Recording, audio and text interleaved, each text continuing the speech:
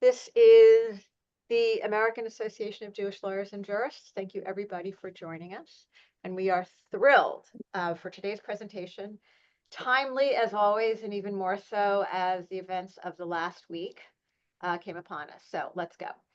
Orde Kittrie is a longtime friend, and we are big fans of his. He is a law professor at Arizona State University and a senior fellow at the Foundation for Defense of Democracies. He is the author of Lawfare, Law as a Weapon of War, the main theme of Oxford University Press. Essay, Daimler, talking about the likes I need to mute whoever is talking. Join the Strife for Ghana, William Starr, Sophie's Choice, Thomas Keneally's Schindler's Ark. Everyone, I want to apologize about everybody. There are plenty of others as well. It's Dina, by the looks of it. Takes them apart brilliantly. Alan? It's Dina. Essay, not only in terms of. All right, I apologize. I hear somebody speaking in the background. The role that they talk about. And I've muted everybody. I'm going to go into detail about a minute. So somebody has defeated. There we go. Okay, great. I'll start again. Gives me another chance to, again, this is the American Association of Jewish Lawyers and Jurists. We are thrilled to present Orde Kittrie. Orde is a law professor at Arizona State University and a senior fellow at the Foundation for Defense of Democracies. He's the author of Lawfare, Law as a Weapon of War, which describes how and why law has become an increasingly powerful and prevalent weapon of war. I have a copy. Orde served for several years as an advisor on lawfare issues to NATO's Supreme Allied Commander, in which capacity he received the Serge Lazarev Prize, awarded for exceptional contributions to NATO in the legal arena. Mr. Kittrie has testified before various Senate and House committees. His op-eds have been published in leading media outlets, including the Wall Street Journal and Washington Post. He has provided on-air commentary for networks, including ABC, CBS, NBC, Fox, PBS, BBC, and Al Jazeera. Prior to entering academia, he served for 11 years in legal and policy positions at the U.S. State Department, where he received the department's Superior Honor Award and its Meritorious Honor Award. He received a BA from Yale University and a JD from the University of Michigan Law School, and is a life member of the Council of Foreign Relations. Orde, we are thrilled you are with us today. Thank you very much. Again, I am Rhonda Lees. I will serve as the moderator. Orde will speak for about 30 minutes, and then we will go for a robust question and answer period. Thank you, everybody, and please use the chat. Orde. Thank you so much. Hello, everyone. It's a pleasure to be here. Can you hear me okay? Good. This is a good time to be talking about the UN and international lawfare against Israel. Yesterday was the beginning of the UN General Assembly's 80th annual session, which is scheduled to last until September 29th. This session is particularly important because a group of Western countries, spearheaded by France, have announced that they are planning to formally recognize Palestine as a state during the UN General Assembly, the UNGA.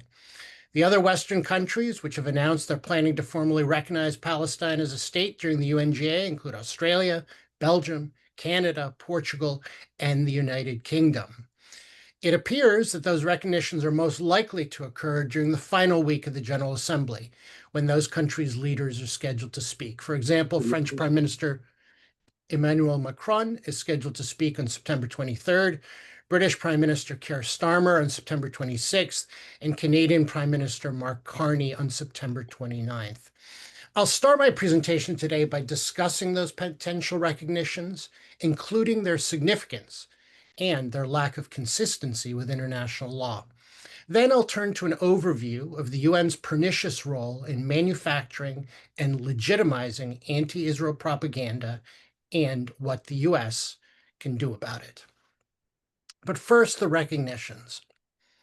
So what does it mean? What does it matter if these leading Western countries recognize Palestine as a state? After all, of the 193 UN member states, some 147, that's 76%, already recognize the state of Palestine. We'll start with what recognition by these leading Western countries will not do, and then we'll turn to discussing the problems that it will cause.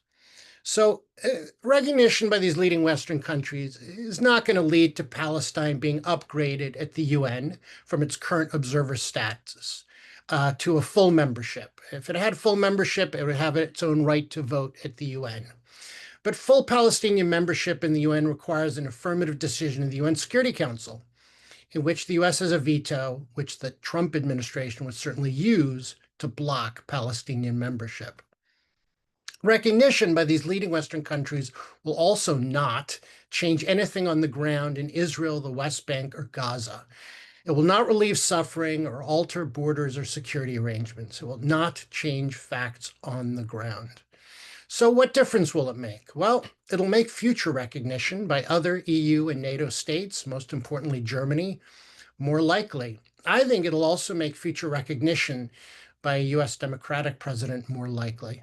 I've been shocked at how few Democratic members of Congress have criticized the pending European recognitions of Palestine. We keep track of it. It's a total of about 6. I think it's like 4 members of the House and 1 senator who have criticized the pending European recognitions of Palestine on the Democratic side. The recognition also provides the Palestinian Authority with sovereign immunity in the courts of those countries which have recognized it, making it harder to sue it. It provides recognition, provides momentum towards arms sale bans and other sanctions on Israel by those countries. Some of those already have sanctions. Canada has been freezing new arms permits to Israel since January 2024. Most importantly, the recognitions will sadly undermine Middle East peace.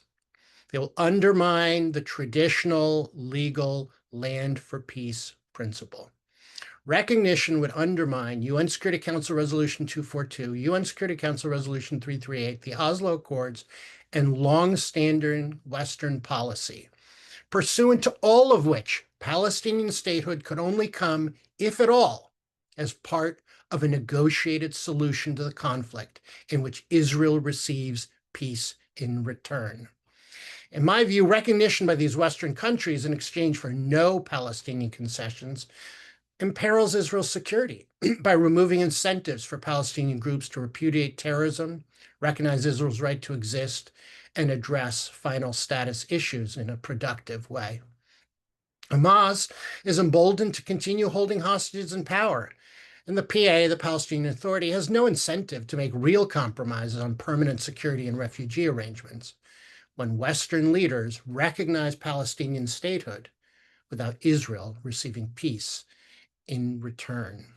Seems to me that the process for peace would be undermined by these countries recognize Palestine as a state prior to Israel's security being assured, and especially recognizing Palestine as a state while Hamas remains armed, in power, and holds hostages.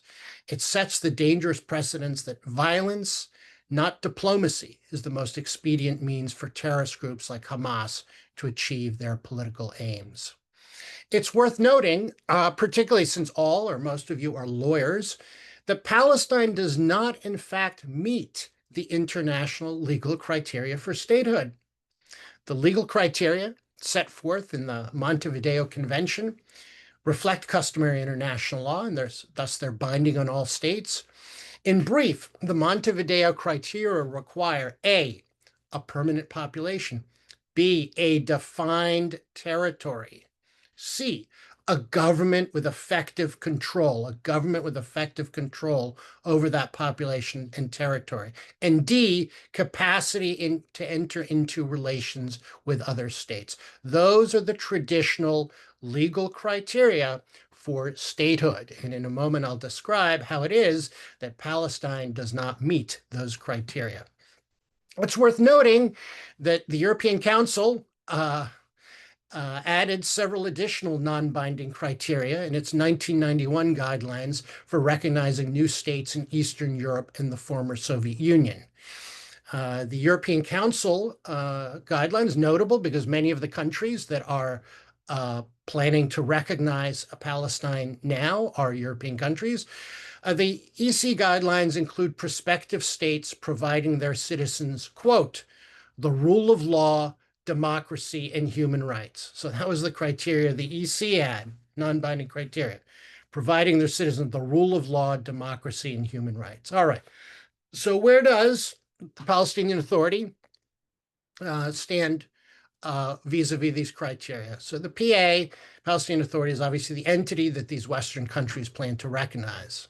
Well, as I mentioned, one of the criteria, legal criteria, Montevideo criteria, is a government with effective control over its population and territory. But the PA has had no control over the Gazan part of its territory since 2007, when Hamas seized power there in a bloody coup. Gaza is small, but it contains over 40% of the purported Palestinian state's population. The PA thus lacks the capacity to ensure the Palestinian population abides by any agreements it enters into with other states. As I mentioned, the EC also had criteria about the rule of law, democracy, and human rights. Yet, PA President Mahmoud Abbas is currently in the 20th year of the single four-year term to which he was elected in 2005. Subsequent presidential elections have been canceled. In addition, the respected Freedom House has for years given both the PA and the Hamas regimes worse scores for political rights and civil liberties than nearly any other government on earth. In my view, the Western governments planning to recognize Palestine are in fact shooting themselves in the foot by eroding the traditional criteria for statehood. What do I mean by that? Well, if you look about it, Palestine actually meets fewer of the traditional criteria for statehood than do Canada's Quebec, the UK's Scotland, France's Corsica, and other separatism-seeking regions of NATO member nations. Unlike Palestine, independence-minded Quebec, Scotland, and Corsica arguably meet the Montevideo criteria requirement of having governments with effective control over the full population residing in a clearly defined territory. Additionally, unlike Palestine, Quebec, Scotland, and Corsica meet the EC's rule of law, democracy, and human rights criteria. In addition, Scotland and Corsica, unlike Palestine, each have a historical claim to sovereignty, as they were previously independent states. If Palestine now qualifies as an independent state, then Quebec, Scotland, and Corsica surely qualify too, as do numerous other separatist-minded parts of NATO member states, such as Belgium's Flanders and Spain's Basque and Catalan regions. It seems to me that eroding the criteria for independence is a gift to Russia, which has already attempted to assist the independence movements of Scotland. Russia reportedly meddled in the 2014 independence referendum there, and Catalonia. In 2017, Russia reportedly offered $500 billion and 10,000 armed soldiers to help Catalonia leave Spain. Those Russian efforts have thus far paled in comparison with Moscow's aggressive leveraging of separatist groups to splinter Armenia, Azerbaijan, Georgia, Moldova, and Ukraine. So Russia has a history of leveraging separatist groups. And it seems to me that the Europeans are providing Russia with an invitation on a silver platter to leverage their own separatist groups. And more broadly, if Palestine is recognized an independent state in the context of Hamas's murderous October 7th, 2023 attack against Israel, what lessons will these other separatist regions draw? As it happens, you can look it up, there's a group called the National Liberation Front of Corsica, right? Corsica, an island of France, part of France, where Napoleon was from. The National Liberation Front of Corsica committed terrorist bombings on October 8th and 9th, 2023. They committed terrorist bombings on October 8th and 9th, 2023, the 2 days after Hamas's October 7th attack against Israel. The National Liberation Front of Corsica bombings of October 8th and 9th did not cause any casualties. unlike the Hamas terrorists of October 7th, who slaughtered some 1,200 civilians, took more than 250 hostages, and committed other atrocities. If the National Liberation Front of Corsica, or a resurgent Quebecois terrorist group, there was a Quebecois terrorist group at one point, if they had instead brutally murdered hundreds, rather than having those ineffectual bombs go off on October 8th and 9th, would France and Canada now be recognizing Corsican independence? The answer is, of course, no. So what can be done to derail these planned peace-eroding, really absurd Western government recognitions of Palestine? The Trump administration is reportedly working the phones hard to attempt to persuade these key Western governments to reverse course on recognition. But as you might guess, the Trump administration is not beloved by these Western governments. From what I've heard, the relevant Western prime minister who cares the most about what the Trump administration thinks and is the most likely to budge on this issue is actually UK Prime Minister Keir Starmer. If he postpones recognition, Canada's PM Mark Carney might be the most likely to follow suit. We'll see what happens. So how have we got here? How have we got to this situation where Hamas's atrocities of October 7th end up eroding international support for Israel and advancing the Palestinian cause? I think a lot of it is because of the UN. And so with that, I'll sort of turn to my overview of the UN's pernicious role in the Israeli-Palestinian conflict. Look, it's not all the UN. I mean, Israel's war in Gaza has gone on for nearly 2 years. Tens of thousands of Palestinian civilians have died. Israel's government has made some mistakes. Israel's public relations have been atrocious, in part because Israel's government is beholden to some far-right lunatics, including particularly Itamar Ben-Gvir and Bezalel Smotrich. But the vast majority of the suffering of the people of Gaza, which is what people all around the world are stirred up about, is the fault not of Israel, but of Hamas, which started the war with its October 7th atrocities. Hamas holds the hostages. Hamas persistently uses Gaza civilians as human shields. Hamas regularly steals aid meant for Gaza civilians. And Hamas refuses to lay down its arms and make way for a ruling body that will do better by the people of Gaza. So why does the world blame Israel, not Hamas? Well, I think a big part of why the international community and many of our campuses have become fanatically anti-Israel while excusing Hamas is because of the UN and how UN bodies serve as anti-Israel propaganda factories. There are several UN entities which regularly invent facts and mischaracterize international law in the service of manufacturing anti-Israel propaganda. And the UN still has, in much of the world, including Western Europe, a glowing reputation, a reputation for being, people see it as the voice of humankind. So when a UN body says something negative about Israel, for example, falsely claims that Israel is engaged in genocide or committing apartheid, the UN imprimatur serves as a kind of kosher certificate, a kind of holy endorsement of that false claim against Israel. But why? Why does the UN do this? What is the UN's incentive to demonize Israel? We're going to look at why, and then we're going to look at how, and then we are going to look at what the US can do. So there are several large UN bodies with broad mandates, including the UN General Assembly, in which each UN member state has an equal vote, and the UN Human Rights Council, which spend much of their time condemning Israel. Why do they do this? Because their disproportionate focus on Israel sucks time and attention and other resources away from examining the systematic abuses committed by many of the UN's other members.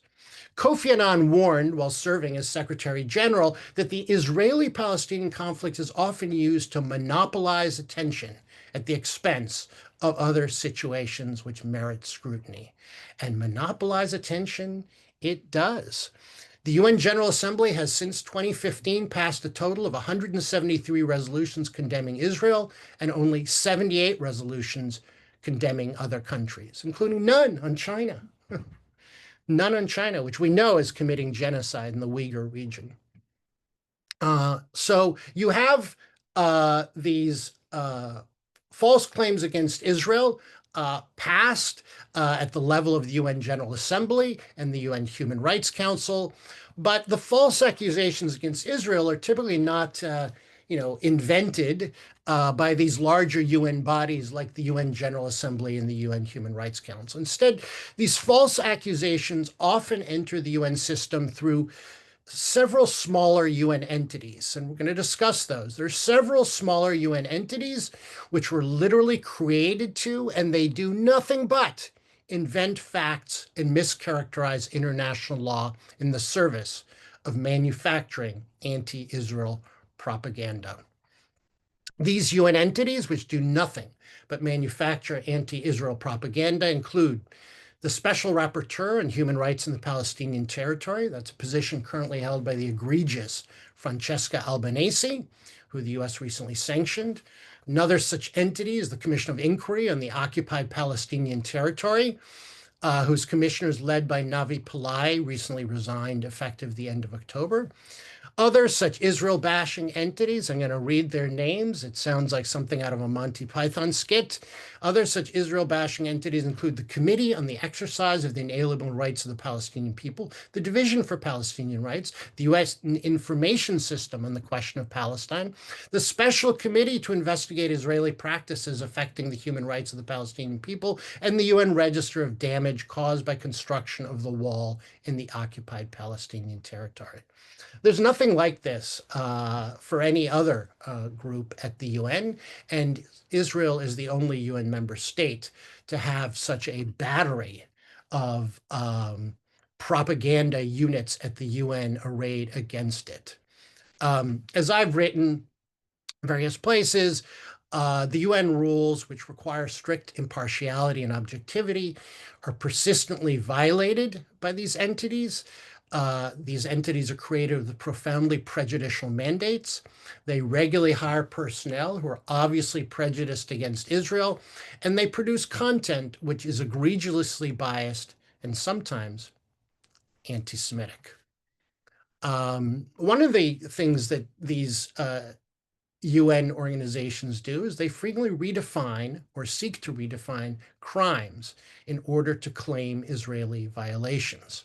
For example, in negotiating the treaty which created the International Criminal Court, Arab states insisted on creation of a new international definition of the crime of, quote, transfer of population. They broadened it so as to apply to Israeli settlements. And another more recent example began with Human Rights Watch and Amnesty International fabricating a new definition of apartheid. They just made it up. They didn't think the old definition of apartheid fit Israel, so they made up a new one. Then they accused Israel of violating it. First, the UN's pro-Palestine propaganda factories endorsed the new definition and charge. Then the UN Human Rights Council, dominated by countries with poor human rights records who are eager to keep the UN's focus on Israel, created a new commission of inquiry tasked with investigating whether Israel has violated that fabricated definition. So you see, it's kind of a conveyor belt, basically, of anti-Israel propaganda going up the line at the UN, starting in these pro-Israel, pro-Palestine propaganda factories and making their way to endorsement by the UN General Assembly and the UN Human Rights Council. As I said, they make up new definitions in order to condemn Israel. In doing so, these international actors are proving that they're not motivated by allegiance to the rule of law. They're motivated by hatred of Israel. If you're motivated by allegiance to the rule of law, you might try to prove that Israel is violating existing law rather than creating a new law. And in doing so, these actors undermine the credibility of international law and make a mockery of victims of actual crimes. In addition, redefining international crime so as to accuse Israel is, in my view, anti-Semitic. The IHRA definition of anti-Semitism, endorsed by the IHRA's 35 member states, includes, quote, applying double standards to Israeli behavior. So these anti-Israel propaganda factories, they threaten U.S. national interests by undermining our ally Israel. But it goes beyond that. If you read their products, as I have done, you can see that their anti-Israel work clearly has a broader agenda and impact. Their anti-Israel propaganda is quite clearly designed to advance legal arguments and Marxist theories, which would strip the West of its legal right and psychological will to defend itself against terrorism. I particularly recommend, as painful as it is, reading what Francesca Albanese writes. She writes literally in Marxist theory, these UN documents. Her theories are expressed by her in phrases like, quote, colonial racial capitalism.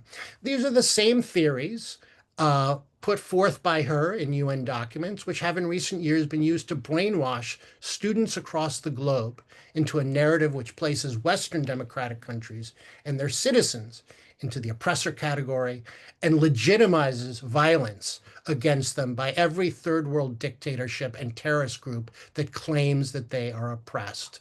Repeated endorsement by the UN, by people like Albanese, amplifies these theories and lends them a veneer of legitimacy.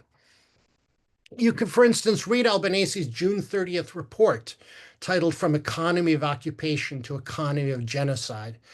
It contains paragraph after paragraph leveraging these Marxist theories to delegitimize the right to exist, let alone defend themselves, of Israel explicitly and of the United States, which is elsewhere called a nation founded on genocide, implicitly.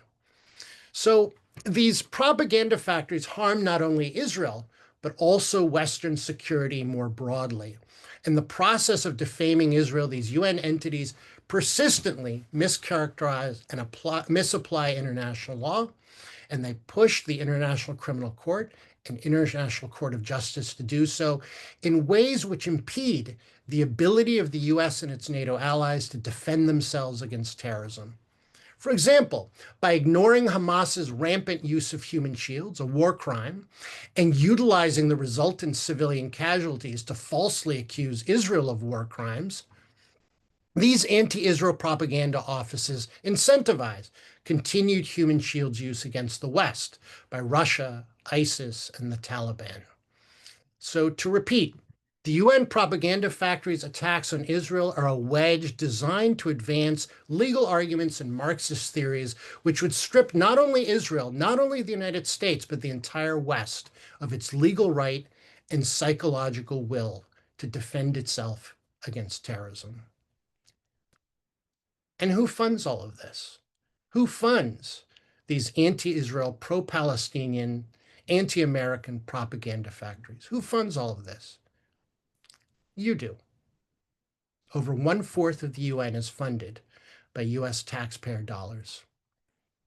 In my view, the US government needs to put an end to this nonsense by leveraging its contributions of over 25% of the UN's annual budget, right? The US contributes over 25% of the UN's annual budget. The US needs to insist that these UN entities be shuttered.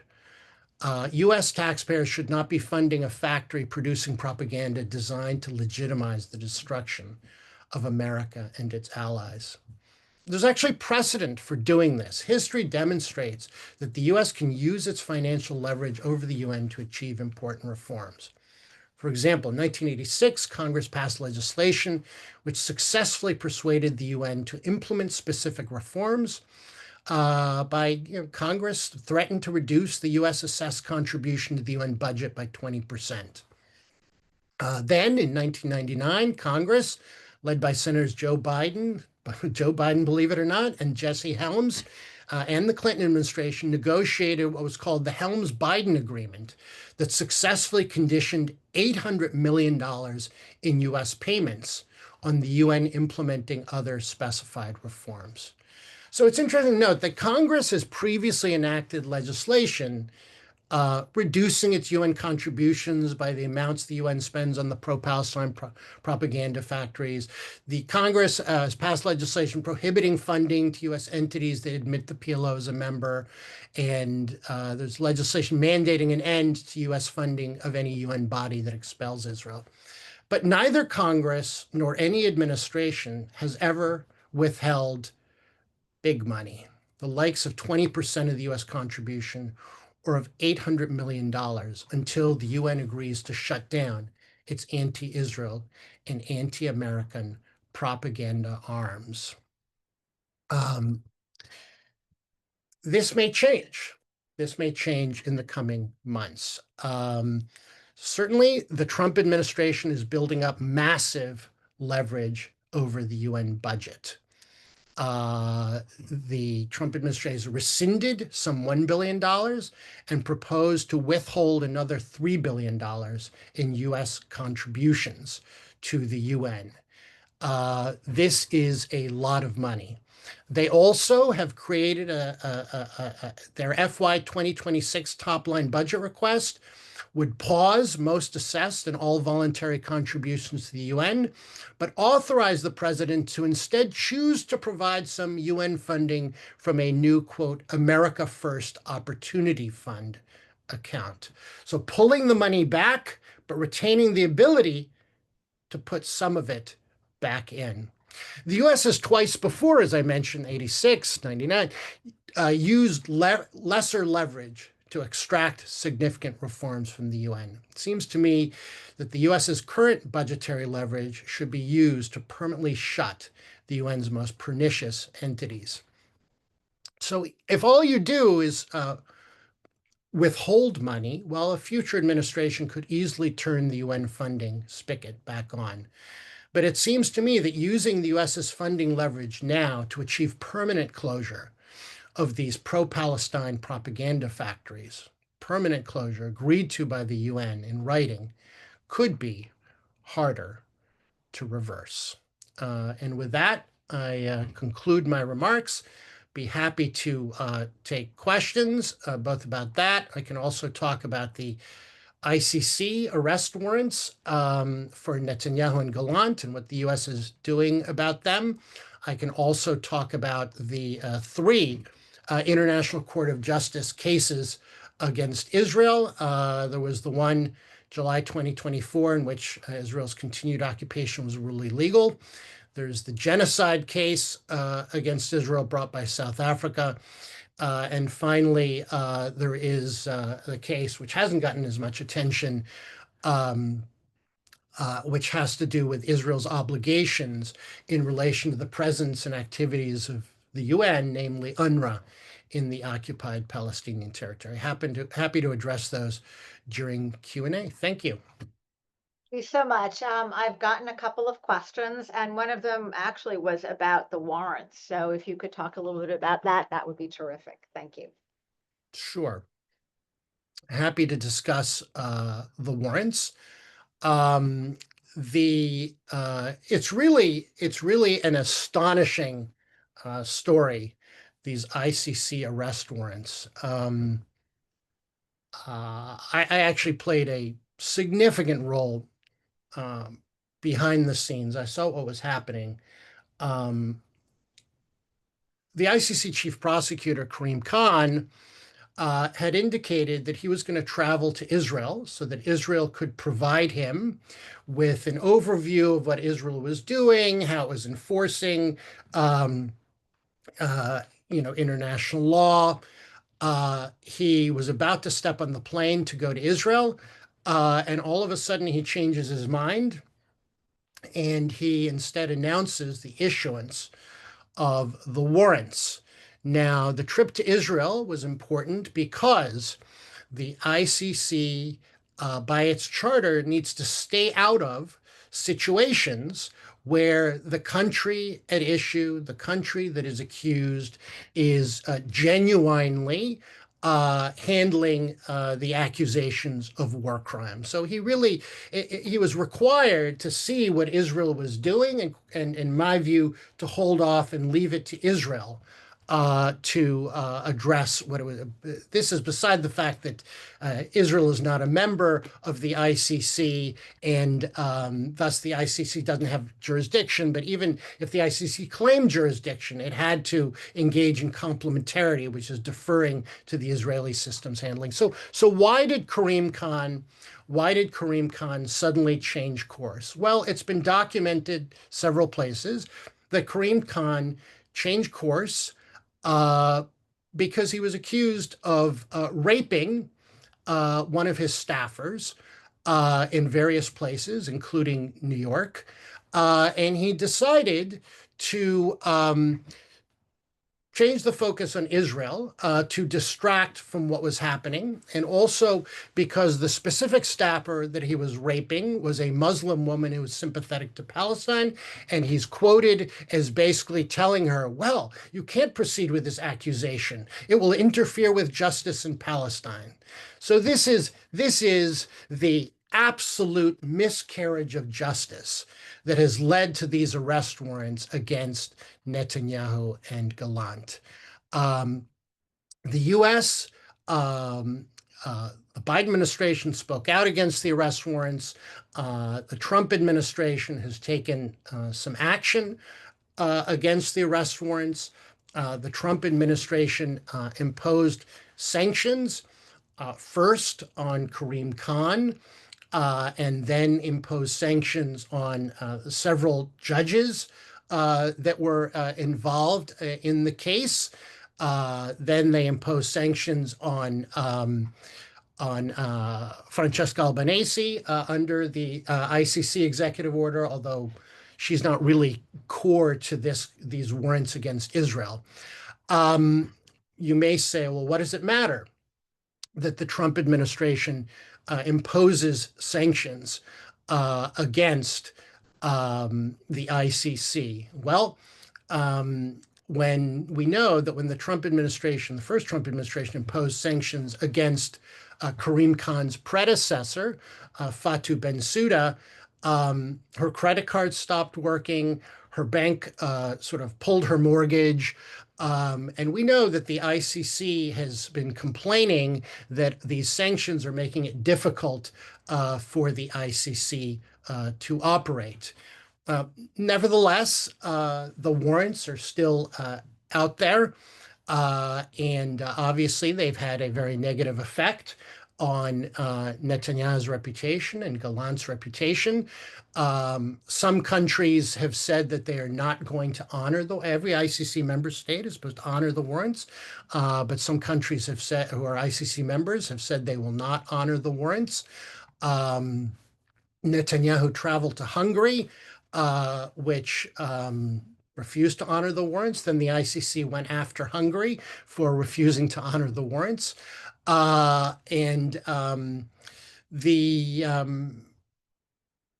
warrants continue in place. Karim Khan has been sort of suspended from his job. The ICC, there are rumors that they are thinking of issuing arrest warrants now for Smotrich and Ben Gvir.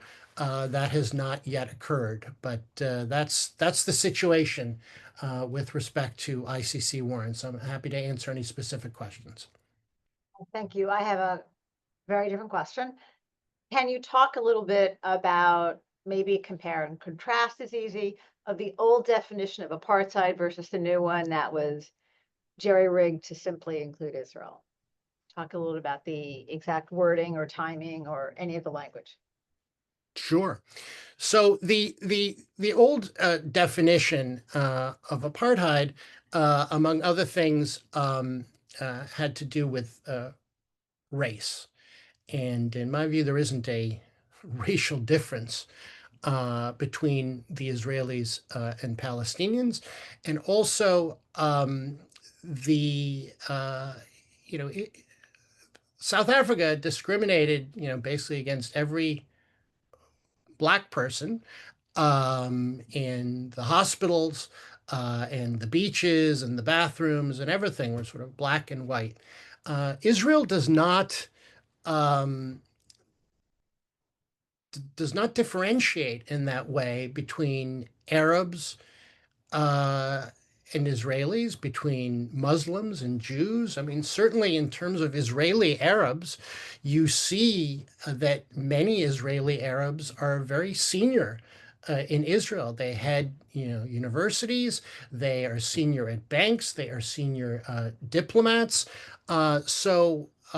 It's really, Israel is a very different situation, and Israel is doing what it's doing based on, separate roads and that sort of thing in the West Bank uh, for security reasons. And the definitions are ignoring all of those things. I would say that you have a similar situation with regard to the genocide accusations, where everybody is accusing Israel of genocide, claiming that the ICJ in the South Africa case said there's a plausible indication that Israel's committed genocide. That's not true. And I was pleased to see the UK government just a couple of days ago uh, make the argument that, rightly so, that there, Israel, the definition of genocide turns on intent. The definition of genocide turns on intent. Um, Article 2 in the present convention, genocide means any of the following acts committed with intent to destroy, in whole or in part, a national, ethnic, racial, or religious group as such. And there's no indication that the government of Israel, at least at its most senior levels, has met that intent criteria. So again, people are, just ignoring the intent element, just claiming that because there's, this many number of casualties, Israel must be committing genocide. It's not true. It's a mischaracterization of the law. Thank you very much. Can you talk a little bit about, you mentioned that you might want to talk about the 3 cases, the 7/20/24 case, Israel's obligations. We've already talked about the genocide by South Africa. Genocide case brought by South Africa. I'm sorry, the 3, I can't read my own handwriting from this note, sorry.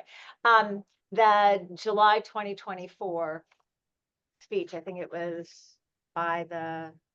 by Albanese, if I'm correct.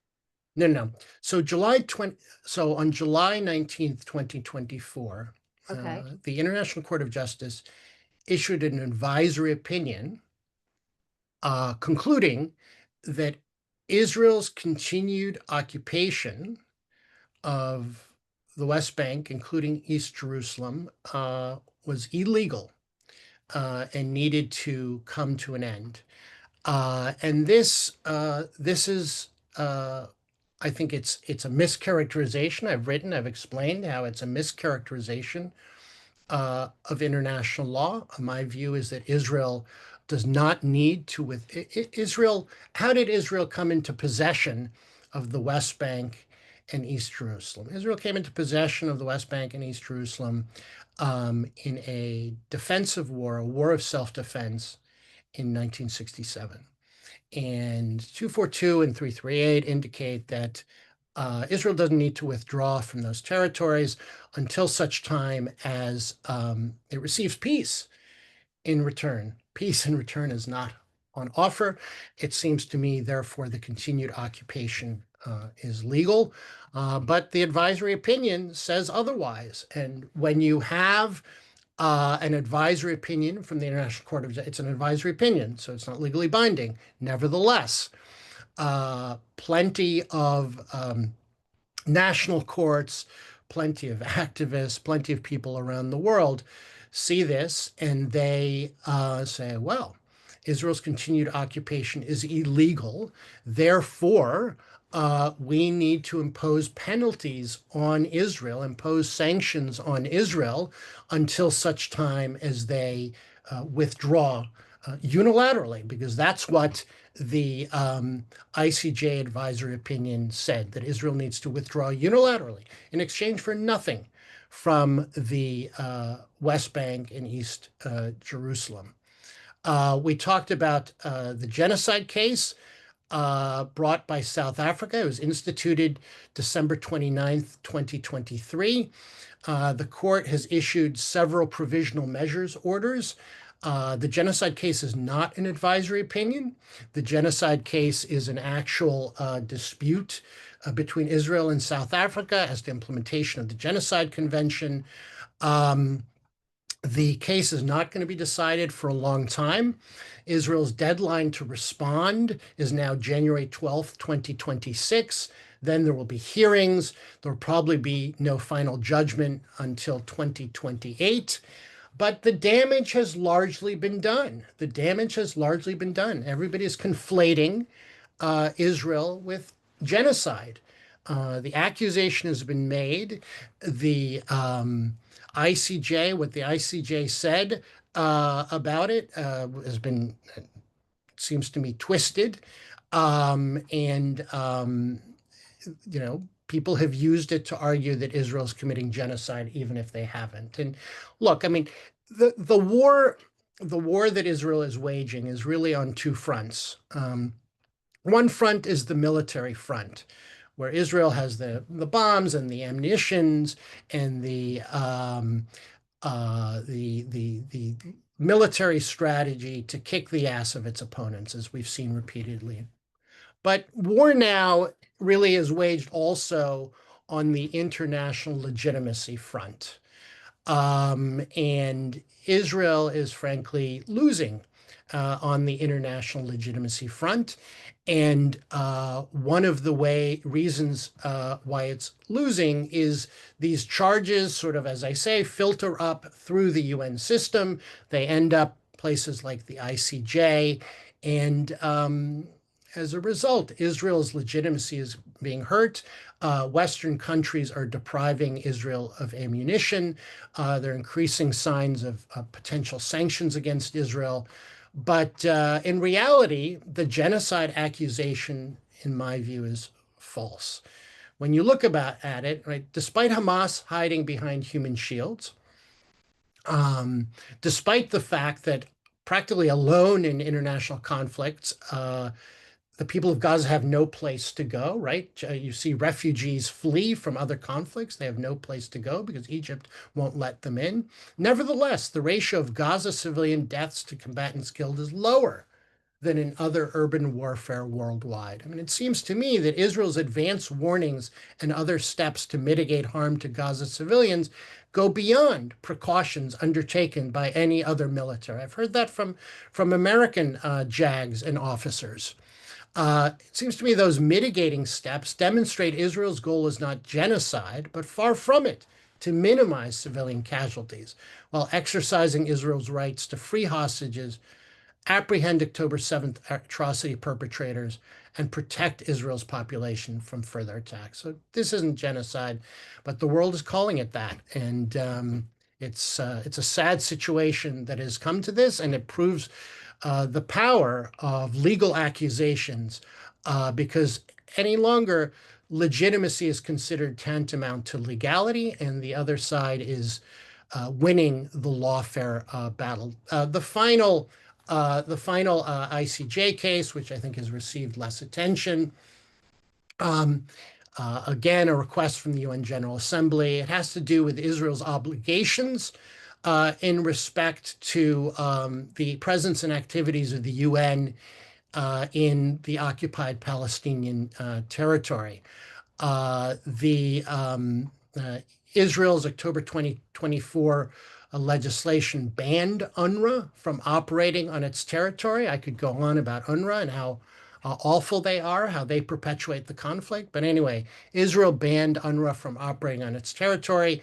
And the case is largely, it seems to me, about that and also Israel's duties with regard to providing or facilitating outsiders' aid to the people of Gaza during a conflict. We have another question. about the issue of Palestinian, and this is in quotes, refugee status and in quotes, right of return. Mhm. Is there legal significance that Jewish refugees from Arab countries post 47 were not afforded the benefit of either concept, that they were summarily kicked out, their property confiscated? What are your thoughts about that? And is that a winning argument in this war of ideas? You know, that's not an issue that I have studied at great length.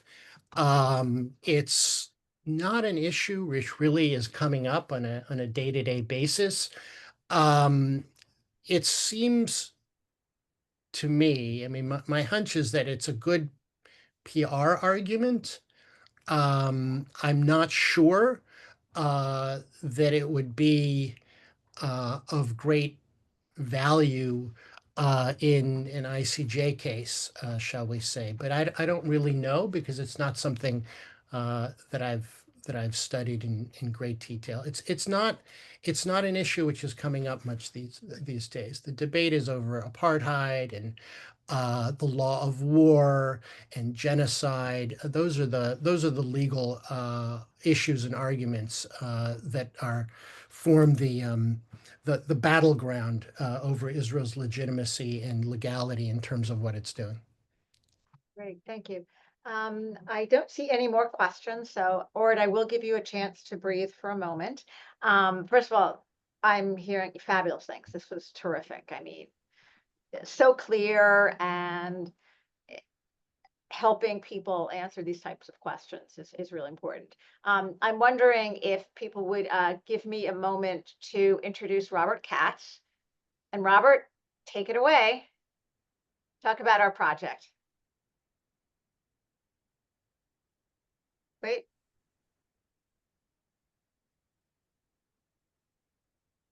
Alyssa, did I mess him up? Can you hear me? Yes, we can. Okay, great. Ord, ton of information, all good, great, just what I expect from you in the caliber of quality. I did not know just how accomplished you are. It's amazing. I mean, I'm sure, not surprised, but it's Hang anyway. out with us more, Robert Katz. So thank you, Ord. That was incredibly Thank you. informative. And my wife went to ASU for a master's in Spanish literature. So, okay. So, well, Rhonda's been in on, I have a project, which like 4 years ago, I said, why aren't there any courses on anti-Semitism law? There are courses on discrimination and bias against, not every, like most groups that we know of under the sun. And so I said, you know what, I'd like to teach one of those courses. And then I found out that there's no casebook and nobody else is teaching it. So I had to do both, which is what I did. So for the last 4 years, I've been working on a casebook that serves a number of purposes. One is just sort of gets in the door that these courses can be taught at law schools, which I think is critically important. I'm teaching the course now, no Jewish students in my class. These students could not be more interested and excited. I see the project also as creating a sort of a canon of materials and cases that Jewish lawyers around the world can reference to. And it's a comparative, when you see the casebook, you'll see I cover cases from Spain, France, Germany, the Vatican, Canada, South Africa, Israel. I mean, because anti-Semitism is, as you know, it's a global phenomenon. It's also examining it from a comparative perspective is fascinating. You get a blood libel here, you get a blood libel there, you get somebody throwing a Molotov cocktail at a synagogue in Wuppertal in Germany, one in Texas, and you just, and then you just see, how these things play out. So we're going to graduate students who sort of have seen the history of Jewish advocacy, who know all the tools available. They are mobilized and engaged while they're at law schools. I would venture to guess that a university that has a law school that is teaching this course is going to have is going to be more accountable on anti-Semitism, because you're going to have a very engaged, mobilized group of students there who are paying close attention. I think in terms of conversations among Jewish lawyers, I see this somewhat grandiosely as, this is our Iliad and Odyssey. This is the history of Jewish advocacy from, 2 millennia. to appealing to the Pope in 1142 about a blood libel in Germany. This is our history that sort of nobody remembers, that I have retrieved, and that if I could wish one thing, every Jewish lawyer who cares about these things in the world reads this book and will facilitate conversations. We can say, oh, do you remember we have this problem over here in Australia? And you say, oh, remember what they did, with the Vatican in 1142? And we can all have conversations with low transaction costs and learn from one another. And this is, I've written this to be the canon of cases that everyone needs to know, everyone should know, in order to be part of this global conversation of Jewish advocates. I could say more for a long period of time, but that's sort of the gist. That sounds fantastic. And I think I told you, I already have a couple of people who are interested. And I think what I'm going to suggest is we'll get on a call.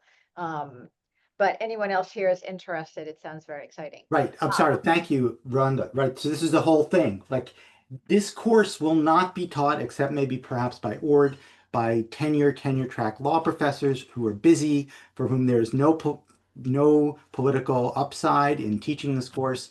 The only way it's going to get into law schools is for adjuncts to be interested, to go to the local dean and say, I want to teach this course. Adjuncts will say, great, here's $5,000. Now they get this publicity. Oh, look at what we're doing to fight anti-Semitism, and students will get the course. This is the only way this course will be widely taught. So please, Rhonda and I are asking you, if you're interested in teaching this course, please, get in touch with Rhonda as a first cut, and let's get this into the classrooms. It's a ton of fun to teach, as I can tell you. Sounds fantastic. Thank you. Orde, we are coming up upon the hour. There are additional questions, but perhaps we could be in touch afterwards. I mean, this was just so in-depth and so terrific. We're really very grateful. If you would like to give us 30-second ending, and then I'm going to turn it over to Alyssa. Actually, I'm turning over to Alyssa now. And then we can also end with some other things that AAJLJ is doing. But first of all, I mean, you see the response. People are very excited. So thank you. Thank you. It's a pleasure. Actually, I mean, I've sort of said what I've got to say, but if you want to just sort of quickly rattle off the questions just so I can hear them and start thinking about them, and so the rest of folks can hear the questions as well. Perfect. The importance of continuing to advance IRA. And the other question is, how can lawyers and lay people assist in convincing people or laying out the argument that Israel is not committing genocide? And you indicated it here without continuing to get the word out there. In other words, all people have to do is hear the word, but there are people in the margins who can be persuaded. So those are the two questions.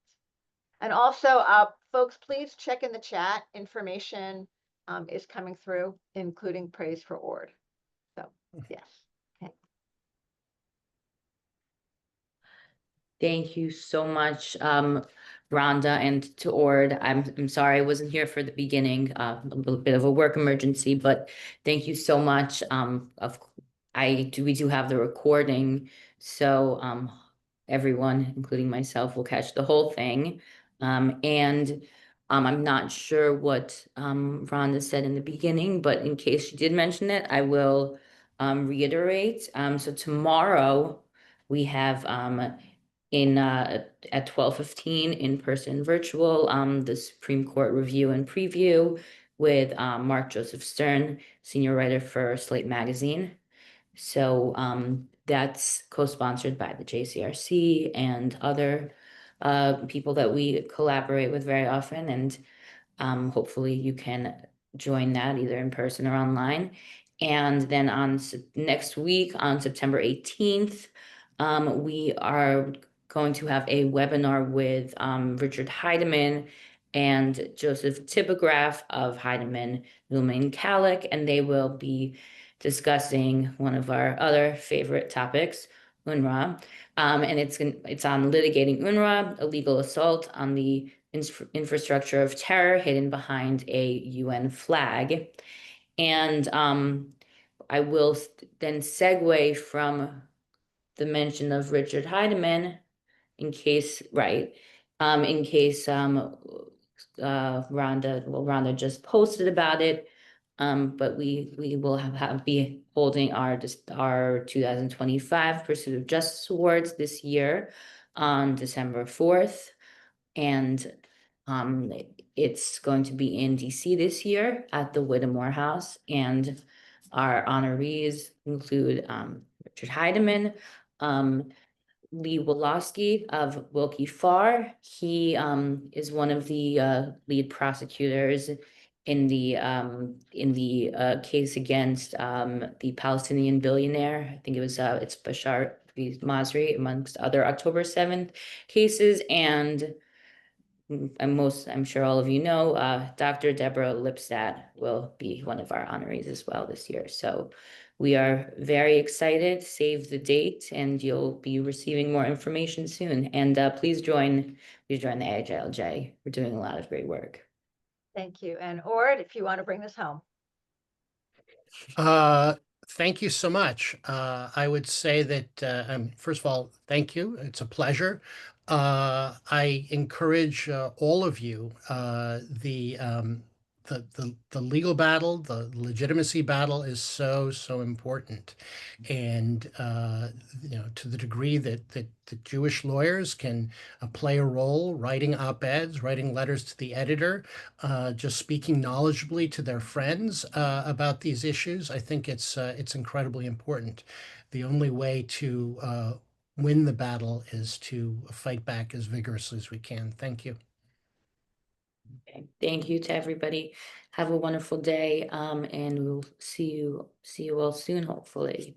Hopefully there will be more adjunct professors who want to learn to teach about anti-Semitism and the law. Feel free to reach out. Yes. Thank you, everybody. Bye-bye. Thanks, Orde. Thank you.